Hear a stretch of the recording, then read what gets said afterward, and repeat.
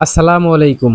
বন্ধুরা, দীর্ঘ 18 মাস যাবৎ হামাস এবং ইসরায়েল একে অপরের সাথে সরাসরি সামরিক লড়াইয়ে জড়িয়ে পড়েছে। যে লড়াইয়ে হামাস এবং ইসরায়েল দুই পক্ষেরই হয়েছে ব্যাপক ক্ষয়ক্ষতি।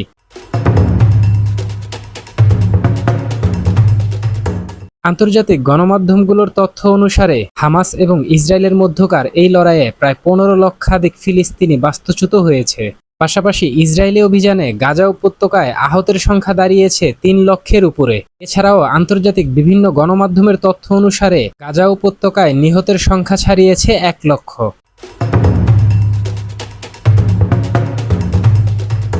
এমতো অবস্থায় সংযুক্ত আরব আমিরাত, মিশর এবং কাতারের মধ্যস্থতায় আরব বিশ্বের দেশগুলো সম্মিলিতভাবে একটি দীর্ঘমেয়াদী দীর্ঘস্থায়ী একটি যুদ্ধবিরতি চুক্তির জন্য সর্বাত্মক চেষ্টা করে যাচ্ছে।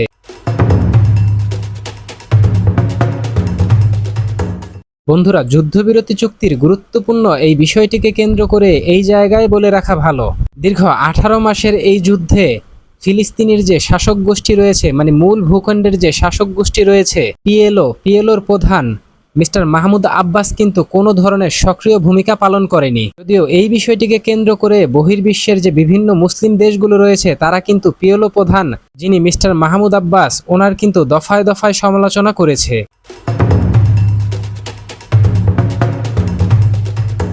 বন্ধুরা, গুরুত্বপূর্ণ এই বিষয়টিকে কেন্দ্র করে এই জায়গায় বলে রাখা ভালো, এই যে পিএলও প্রধান মিস্টার মাহমুদ আব্বাস, তাকে নিয়ে ইতিপূর্বেই বহুবার সমালোচনা হয়েছে। তিনি ইসরায়েলি এজেন্ডা বাস্তবায়নে ঘরের শত্রু বিভীষণ হওয়ার মতো ভূমিকা পালন করে যাচ্ছে। বন্ধুরা, এই বিষয়টিকে কেন্দ্র করে আপনার মনে হয়তো এখন একটি প্রশ্ন জাগতে পারে যে ভাই, ঘরের শত্রু বিভীষণের ভূমিকা কিভাবে পালন করছে পিএলওর প্রধান মিস্টার মাহমুদ আব্বাস।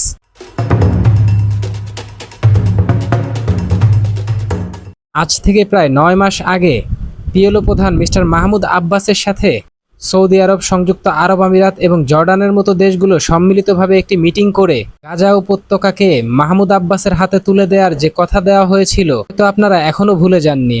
কারণ তখন ওই সময় এই বিষয়টিকে ফলাও করে প্রচার করা হয়েছিল আন্তর্জাতিক গণমাধ্যমে।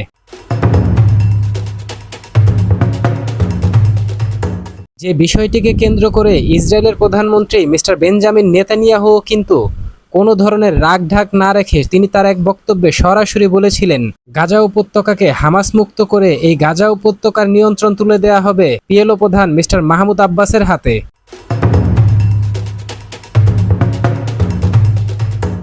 এখন দেখুন, গাজা উপত্যকার নিয়ন্ত্রণ এখন থেকেই মাহমুদ আব্বাসের হাতে তুলে দেওয়ার কথা বলা হয়েছে। তারপর থেকে কিন্তু মাহমুদ আব্বাস গাজা ইস্যু নিয়ে খুব বেশি সমালোচনা বা আলোচনা করেনি এবং ইসরায়েলের সমালোচনা থেকে নিজেকে এক প্রকার বিরত রেখেছিলেন তিনি।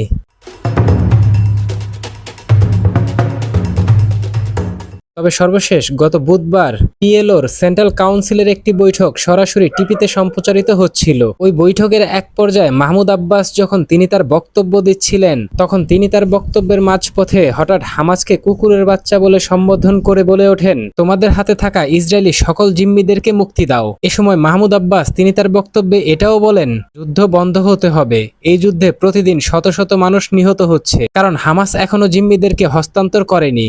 ইসরায়েলি জিম্মি মুক্তির বিনিময়ে এই যুদ্ধ শেষ করার দাবি জানান তিনি।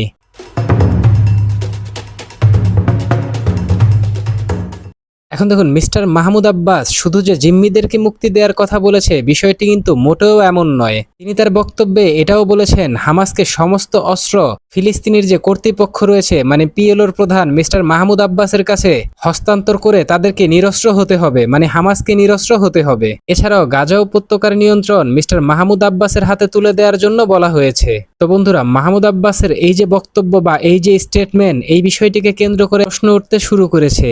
এতদিন ইসরায়েল চাইতো গাজা উপত্যকার নিয়ন্ত্রণ যেন মাহমুদ আব্বাসের হাতে চলে আসে এবং মাহমুদ আব্বাস যেন ইসরায়েলের এজেন্ডা বাস্তবায়ন করে। তার মানে কি বছরের পর বছর ফিলিস্তিনিদের মুক্তির কথা বলে বলে এই মাহমুদ আব্বাস কি ফিলিস্তিনের সাধারণ মানুষের সাথে বেইমানি করে ইসরায়েলি এজেন্ডা বাস্তবায়ন করছিল?